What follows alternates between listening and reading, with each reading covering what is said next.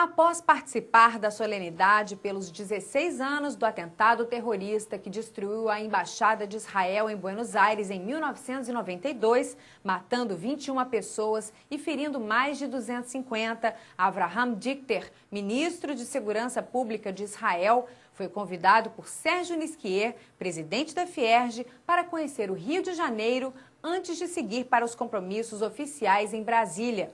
O ministro se encontrou com jovens de todos os movimentos juvenis e com mais de 200 membros da comunidade judaica na Hebraica Rio, onde, além de uma descontraída palestra, concedeu uma entrevista exclusiva à comunidade na TV.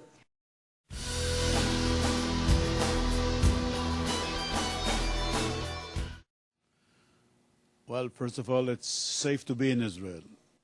Em primeiro lugar, é seguro estar em Israel. Não há nenhum motivo para temer morar em Israel, mesmo perto das fronteiras. Eu mesmo moro em Ashkelon. Eu nasci em Ashkelon há 55 anos e a cidade fica a 10 quilômetros da faixa de Gaza. Num ataque recente de foguetes Katyusha, minha casa foi danificada. Alguns vidros foram quebrados. Mas outra casa a 40 metros da minha foi totalmente destruída. Todavia é seguro. A responsabilidade do governo é garantir ao povo que a linha ao longo da fronteira com Gaza é igual a outras linhas. Nós sentimos seguros e capazes de viver em liberdade nessas áreas.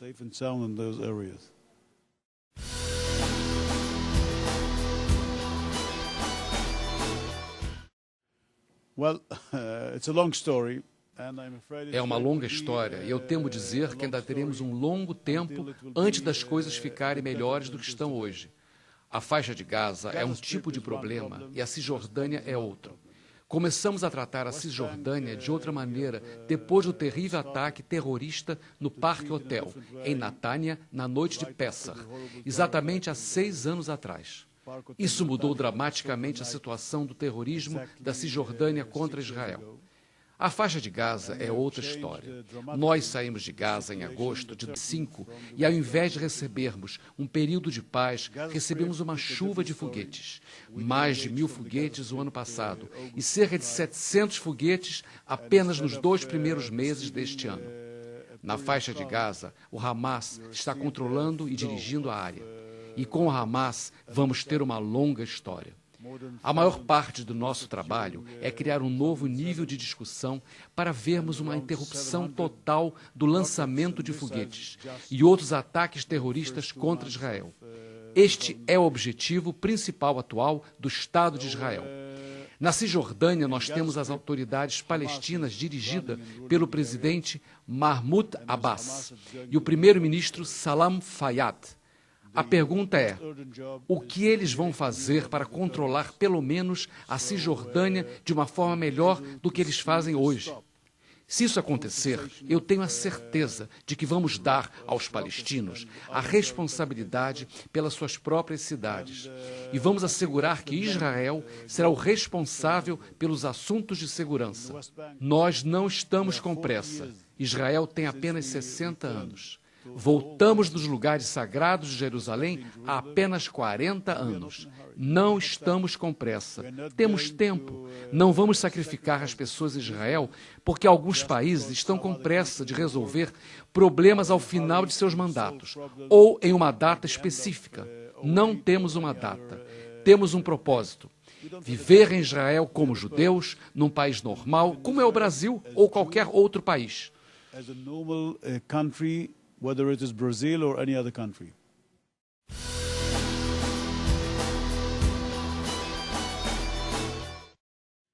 A cerca percorre toda a linha entre Israel e a Cisjordânia. Ela começou a ser construída em 2003.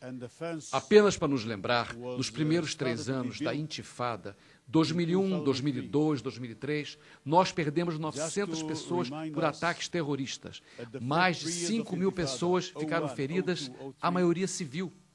Eu lembro que nessa época eu estava muito determinado de que uma barreira entre israelenses e palestinos devia ser construída.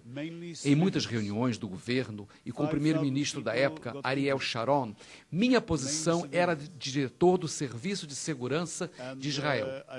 O Shin Bet, eu tentei convencê-lo de que nós devíamos construir uma barreira.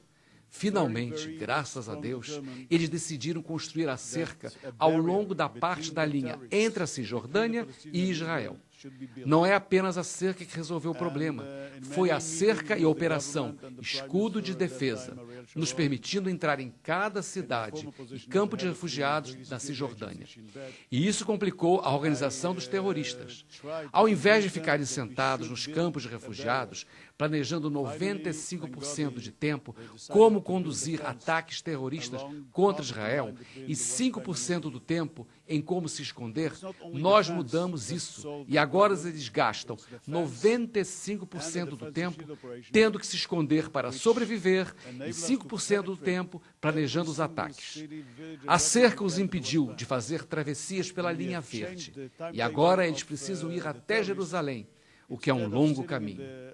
E nesse tipo de negócio, se você precisa ir do norte, da Cisjordânia, da Samária, de Jenin ou Nablus para Jerusalém, você precisa da ajuda de muitas pessoas. Na área de inteligência, a matemática funciona de outra forma. 1 mais 1 é 2 em qualquer matemática. Na matemática palestina ou da inteligência, 1 mais 1 é 11. Isso significa que você tem uma pessoa, precisa de outra para fazer um ataque terrorista. Você conta o segredo apenas para um bom amigo, mas ele tem um outro bom amigo, que tem um outro amigo, que tem outro amigo. Então, esse segredo acaba sendo compartilhado por 11 pessoas. E o serviço de inteligência consegue seus objetivos devido à quantidade de pessoas que conhecem o segredo. E isso, junto com a cerca, fez cair dramaticamente o número de nossas perdas. Precisamos lembrar que em 2002 tivemos 450 fatalidades em um ano. Em 2003, quando começamos a construir a cerca, conseguimos diminuir para 210. Em 2004, 120. Em 2005, chegamos a 55 vítimas fatais. Em 2006, 30 mortos. Em 2007, 13 pessoas foram mortas. É um número desagradável termos 13 pessoas mortas em ataques terroristas, mas é um número a qual você pode sobreviver e continuar com a vida normal. Para mim, esse é o maior benefício da cerca ao longo da linha.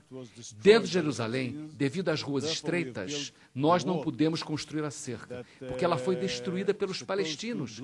Então construímos os muros. Eles devem impedir a penetração de palestinos, moradores de Jerusalém, para o lado israelense da cidade. E graças a Deus, isso funciona. And thank God it works.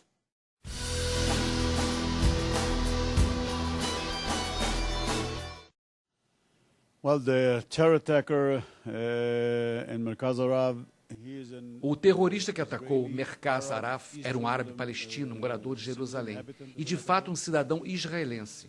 Nós presenciamos muitos casos em que palestinos de Jerusalém auxiliaram terroristas, dirigindo para eles até os alvos ou recolhendo informações, em alguns casos dando a eles a bomba ou cinturão de explosivos, vindo do lado palestino para dentro de Israel em Jerusalém. Mas não temos outros casos em que cidadãos árabes de Jerusalém Oriental participaram eles mesmos na execução de ataque terrorista.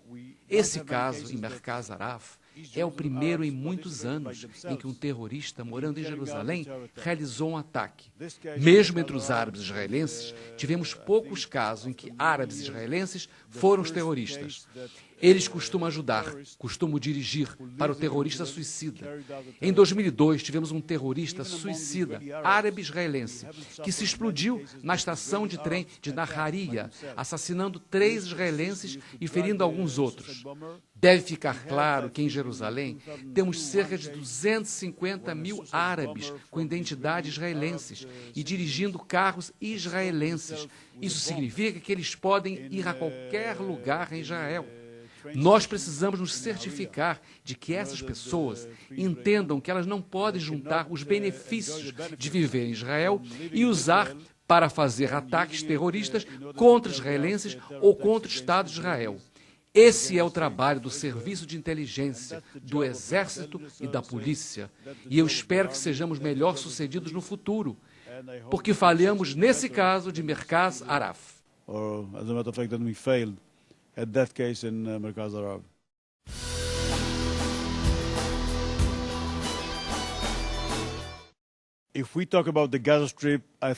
Se você fala da faixa de Gaza, isso será uma longa história. Uma história de anos. Em relação à Cisjordânia, depende de como será a determinação entre os líderes palestinos e a partir deles. Se eles conseguirem construir todo o complexo de lei e ordem, polícia, forças de segurança, promotoria, cortes, sistema legal e prisões, e se este sistema for construído, vai permitir aos dois lados, o palestino e o israelense, trabalhar mais rápido para criar um novo cenário entre Israel e a autoridade palestina. Se eles não fizerem isso, eu não vejo nenhuma razão para Israel entregar a responsabilidade sobre as cidades palestinas da Cisjordânia e aumentar o perigo contra os interesses israelenses e o povo de Israel. No acordo de Oslo, em uma questão de dias, começamos a falar de paz com os palestinos, que eram nossos inimigos, que era uma ameaça terrorista ao Estado de Israel. Eu tenho certeza que se um avanço deste for feito pelos palestinos, temos uma grande chance de iniciar algo sólido no ano que vem. Mas isso não deve acontecer. Isso vai levar tempo. E como eu disse no começo, nós não estamos com pressa. Nós temos tempo. Nós tivemos os últimos 2000 anos de história em Israel e nós temos tempo para sermos responsáveis pelos próximos 2000 anos. E nossas gerações irão em frente.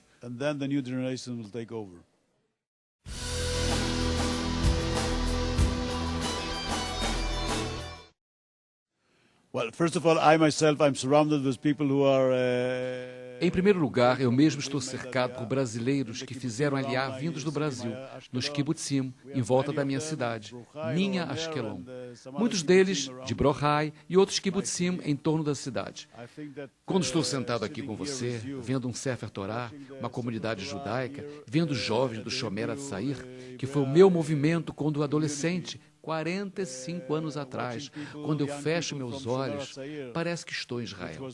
Portanto, ao estar aqui com você e com os judeus no Brasil, eu desejo que nossos filhos e nossos netos continuem a visitar uns aos outros aqui no Brasil, que é em Israel. É a vantagem que todos os judeus do mundo têm, e particularmente no Brasil, é que vocês sabem que vocês têm dois endereços, duas casas. Uma é aqui e outra é em Israel. Eu sinto como um cidadão israelense e como um ministro de Israel que temos duas missões. Uma é viver em Israel e outra é manter uma casa extra para os judeus de outros países, sempre que eles precisarem vir como visitantes ou como habitantes. Vocês serão muito bem-vindos. To come as visitors, as habitants, you are mostly welcome.